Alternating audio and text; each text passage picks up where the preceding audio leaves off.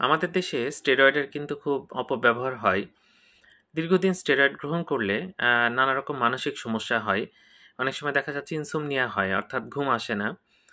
সেই রোগীর ডায়াবেটিস দেখা যেতে পারে, উচ্চ রক্তচাপ হতে পারে এবং মায়োপ্যাথি হয়। মায়োপ্যাথি হলে বসা থেকে উঠতে বেশ কষ্ট হয় এবং হাত ২ টা উপরে তুলে কাজ করতে বেশ কষ্ট হয়। চুল আঁচড়াতে সমস্যা হয়, শেলফ থেকে কোনো কিছু নামাতে গেলে কষ্ট হয়, এরকম সমস্যা দেখা যায়। এছাড়া চামড়া লাল হয়ে যায়, পাতলা হয়ে যায়, মুখটা অনেকটা গোল হয়ে যায়। এটা দেখেই বোঝা যায় যেটাকে আমরা আম আ কুশিং কুশিংয়েড অ্যাপিয়ারেন্স বলি।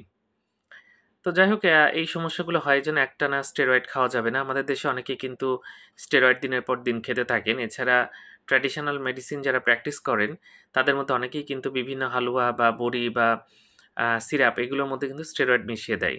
এর ফলে রুচি বাড়ে, অনেক সময় খাবার রুচিটা বেড়ে যায়। রোগী খেতে থাকে এবং আস্তে, আস্তেই পরিবর্তনগুলো আসে। তো যাই হোক মানসিক সমস্যা হয়, অনিদ্রা হয়, ডায়াবেটিস, উচ্চ রক্তচাপ এগুলো হতে পারে। তাই স্টেরয়েড দীর্ঘদিন খাওয়া যাবে না এবং ডাক্তারের পরামর্শ ছাড়া কখনোই এই ওষুধগুলো খাওয়া যাবে না। ধন্যবাদ সবাইকে।